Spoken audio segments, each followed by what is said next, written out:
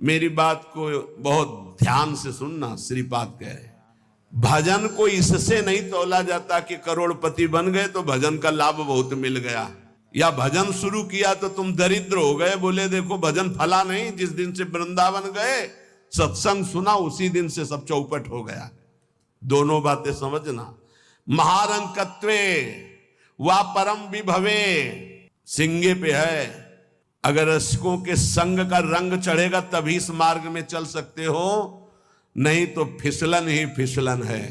महारंकत्व हो सकता है जिस दिन से भजन शुरू करो उस दिन से शुरू हो जाए तुम्हारा पाप का संयोग जो पूर्व जमा हुआ है, क्योंकि नष्ट होकर अब तुम्हें भगवत प्राप्ति करानी है।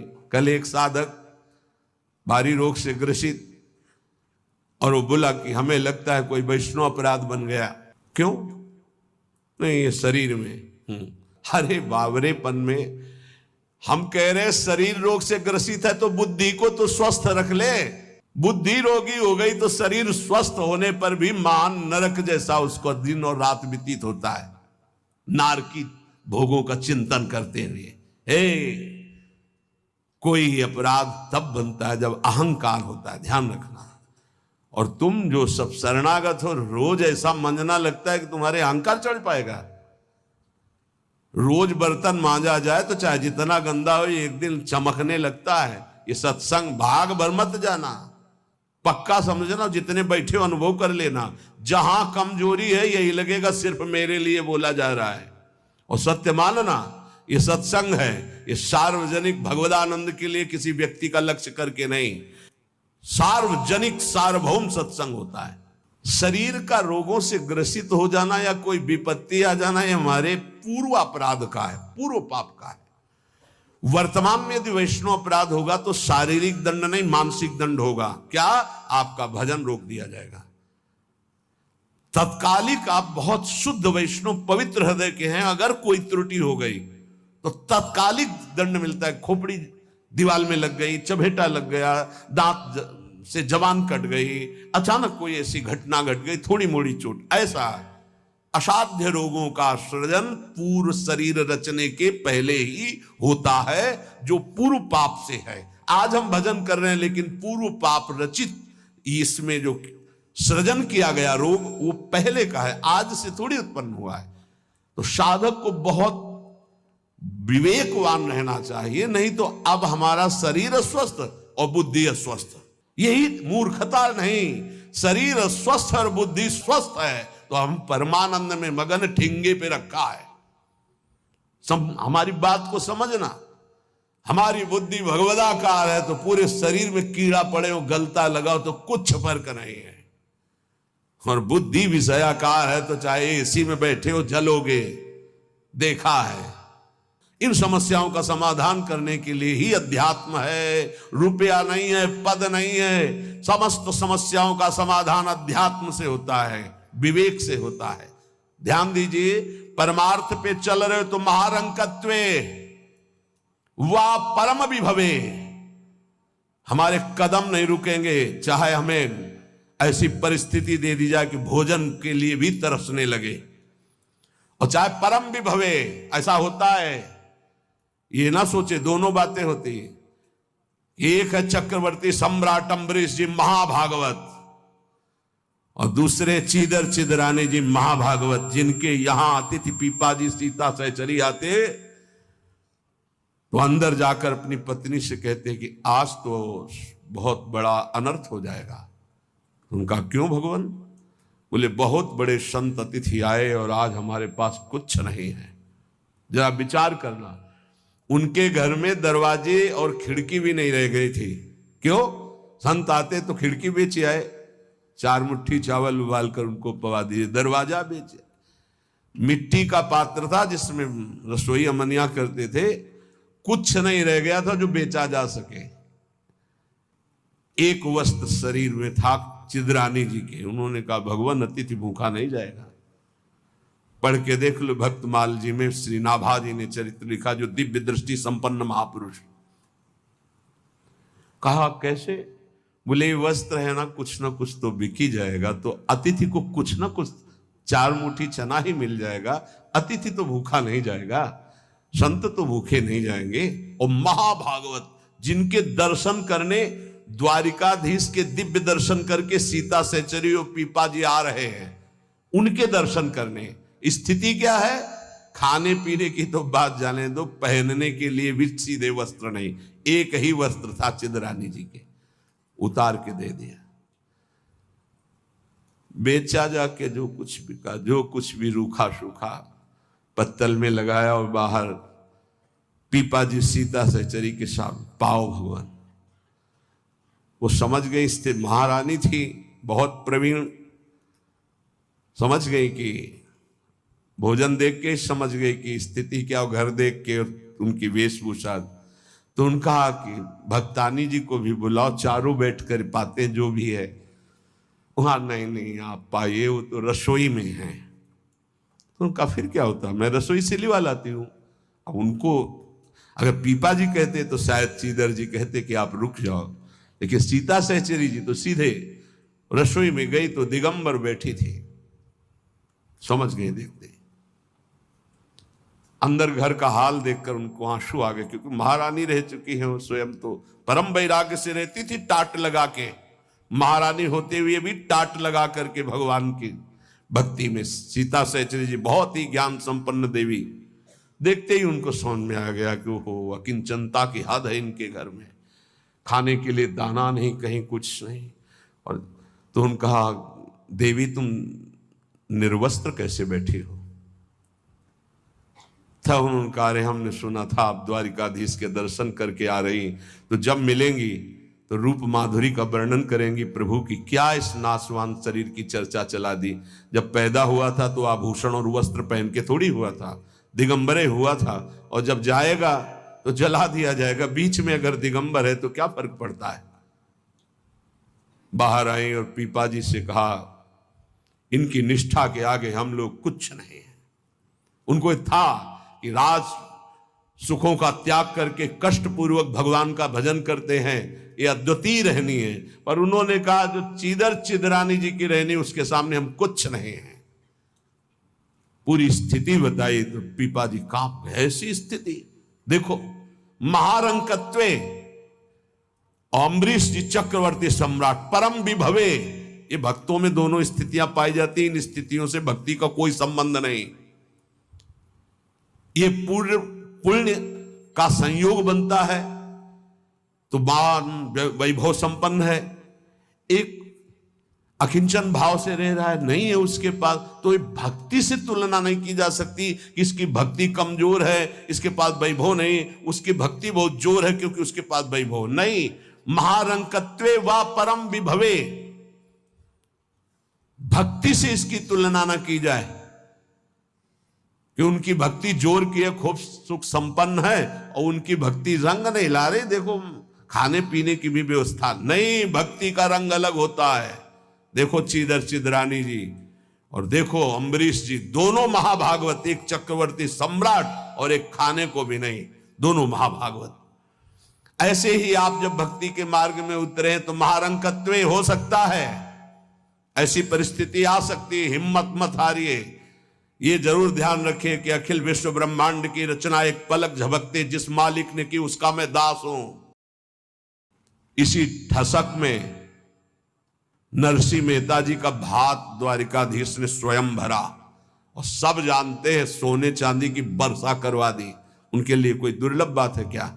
वाह बहुतरे सुखे व दुखे, भक्ति मार्ग में चल रहे तो हो सकता है सुख विधान चालू हो जाए, हो सकता है दुख विधान चालू हो जाए। ये बीमारी, ये परेशानी, बहुत इसमें हिम्मती चाहिए और सत्संगी चाहिए, तभी आप निकल पाओगे, नहीं तो फिसल जाओगे पक्का। ये मार्ग परम पद का है, 84 लाख योनियों से मुक्त होना खिलवाड़ नहीं है। इस जेल से भागने के लिए कोई भी दरवाजा नहीं, एकमात्र मनुष्य दे, और मनुष्य दे सत्संग के द्वारा इससे निकल सकते हो, अन्यथा कोई उपाय नहीं। साधन को हरिभजन है, कै सत्संग सहाय। सुखेवा दुखेवा, बहुत हिम्मत।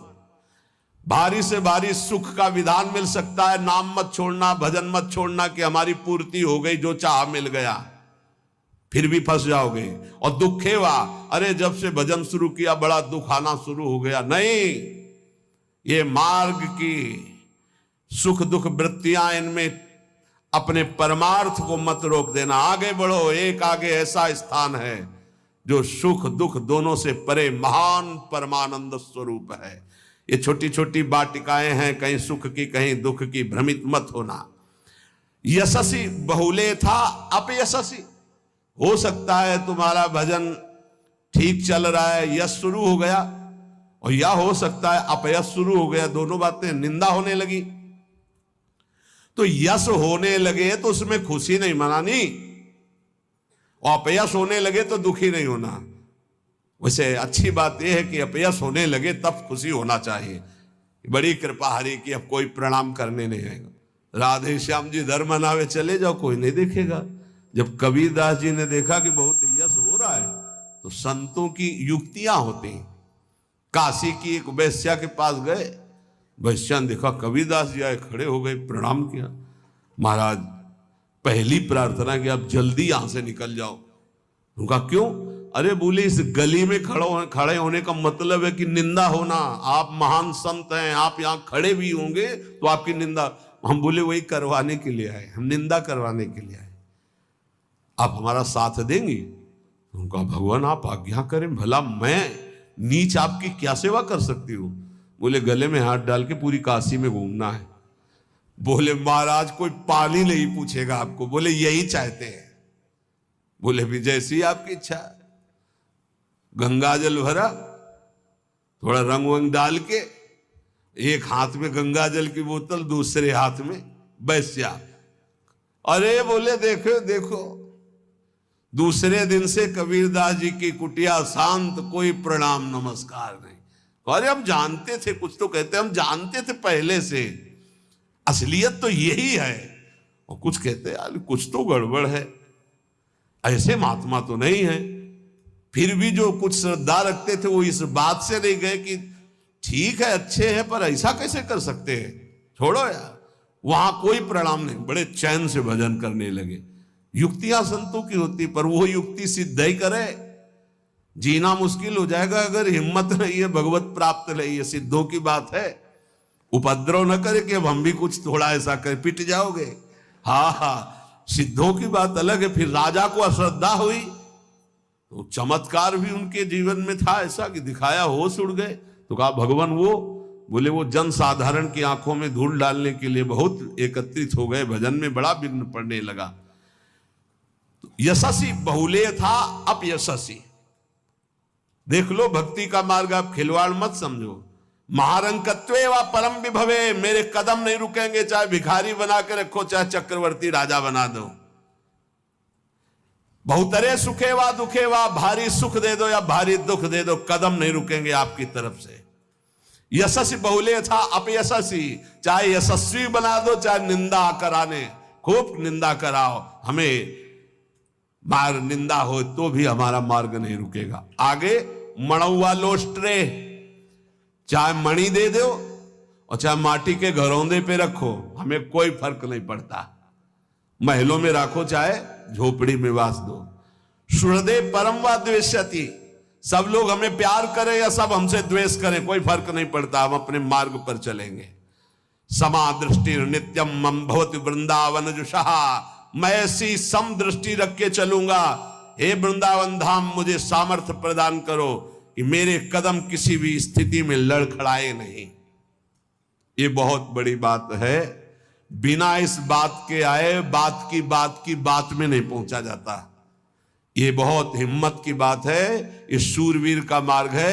दुख आवे या सुख, संपत्ति आवे या विपत्ति, यश आवे या अपयश, महलों में रखे चाहे झोपड़ी में, हर स्थिति में हमारी भक्ति में कभी नहीं होने वाली, ये निष्ठा रखे। यहां ऐसी भक्ति बहुत कम है, बहुत कम है। इसीलिए खूब सत्संग सुनो, जितना विश्वास दृढ़ करोगे उतनी भक्ति महान होगी। बिन विश्वास भगति नहीं ते बिन द्रवहि न राम, और राम कृपा बिन सपने जीव न लह विश्राम। हित ध्रुव जो विश्वास है तब ही सुधरे बात, ना तरु माया पंथ में फिरे जो टक्कर खात। और ये स्थिति समत्व की तभी आती जब इष्ट में ममत्व हो जाता है कि अब आपको नहीं छोड़ सकते, चाहे जो कुछ हो जाए प्रभु, चाहे जैसी परिस्थिति हो। संतों की वाणी, इष्ट में अपने सुदृढ़ अनन्यता हो जाना। राधा वल्लभ ध्यान धरोउर, राधा वल्लभ इष्ट हमारे, राधा वल्लभ नाम जपो नित, राधा वल्लभ ही में धारे। राधा वल्लभ जीवन है मम, राधा वल्लभ प्राण ते प्यारे, राधा वल्लभ नैन बसे, सरस माधुरी होत नहीं छिन न्यारे। आहा, परम संत श्री रसिक सरस माधुरी जी कह रहे हैं, राधा वल्लभ का ही नाम हमारी जिह्वा में और राधा वल्लभ का ध्यान हमारे हृदय में, क्योंकि इष्ट हमारे राधा वल्लभ।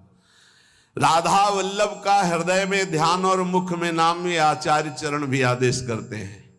सबसो हित निष्काम मति, श्री वृंदावन विश्राम, श्री राधा वल्लभ लाल को हृदय ध्यान मुख नाम। जो आचार्य का है, इष्ट उसके अधीन होते हैं, तो हर समय हमारे मुख से राधा वल्लभ राधा वल्लभ राधा वल्लभ। अब सेवक जी महाराज ने हा हरि रा राधा बा वृंदावन सा सहचरी, हरिवंश नाम में चारों की उपस्थिति पाई, इसलिए आदेश करते हरिवंश नाम विसरे न छिन्न, श्री हरिवंश सहाय बल, हरिवंश भरोसे भय निडर, नित गर्जत हरिवंश बल। इसलिए हम वृंदावन नित्य विहार रस के उपासक, आचार्य की आज्ञा और सेवक जी की आज्ञा दोनों मिलाकर, इसलिए हम हर समय जपते रहते राधा वल्लभ श्री हरिवंश, राधा वल्लभ श्री हरिवंश।